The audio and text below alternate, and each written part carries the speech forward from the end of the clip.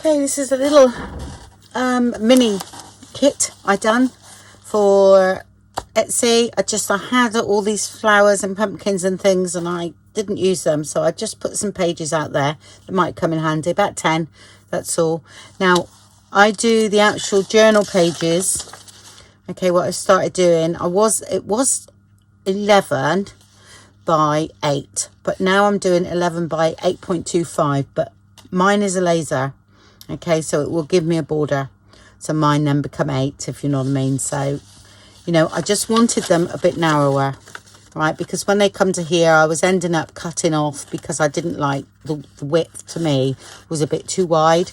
So that's what I do for the actual journal pages. For the ones, the backgrounds, I do them full page, okay? Because it doesn't, you know, you can fold them over or do what you want with those.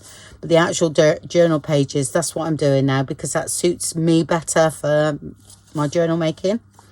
Sorry, I've been gluing. So that's like one of the journal pages, and then there's one there. I've just done it's more for writing, this one. Okay, that's what I fancy doing on this one, and it's very reasonable. Yeah, I've kept the price low, just as because it might come in handy for, you know, just a little journal you want to do. Yeah, another one there, and there, and then that one there. And then here's your backgrounds for, you know, making envelopes and different things. Okay. And like a coordinated background, you know, I took the colour, so everything works beautifully. Okay, and then I've done some contrasting colours, like it's actually in this leaf here. Okay, and it sort of tones down the kit a bit. So that's one of the pages. I love this one. It's one of my favourite.